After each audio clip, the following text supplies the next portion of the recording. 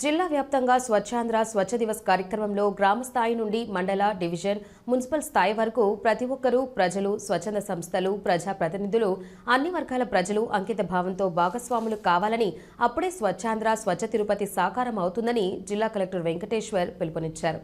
ప్రతి నెల 3వ శనివారం నిర్వహించే స్వచ్ఛాంధ్ర స్వచ్ఛ దివస్ కార్యక్రమంలో భాగంగా కరకంబాడి గ్రామ పంచాయతీ తారకరామనగర్ నందు సంబంధిత ప్రజలు, ప్రజాప్రతినిధులు, అధికారులు తదితరులతో కలిసి పాల్గొన్నారు. ఈ సందర్భంగా కలెక్టర్ మాట్లాడారు.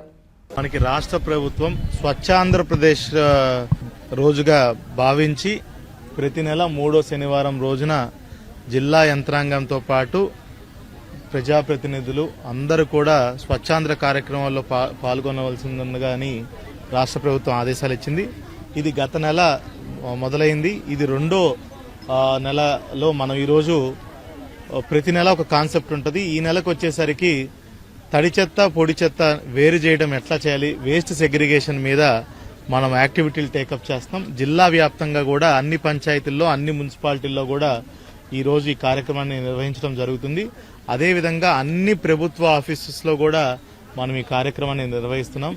దాంట్లో భాగంగానే ఈరోజు మనము శ్రీకాళహస్తి నియోజకవర్గం రేణిగుంట మండలంలోని కరకంబాడి పంచాయతీలో తారకరామనగర్కి రావడం జరిగింది.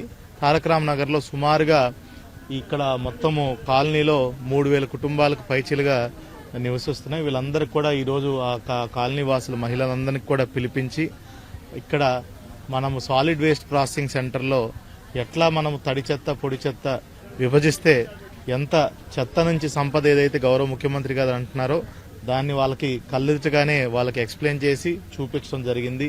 ఎట్లా అయితే మనకి తడి చెత్త నుంచి ఎరువులు వస్తాయో అదేవిధంగా పొడి చెత్త, ప్లాస్టిక్ వీటి నుంచి మనము వాటిని క్రష్ చేసి వాటిని రోడ్లోకి కూడా వాడుకునే పరిస్థితికి మనం ఈరోజు వచ్చాం.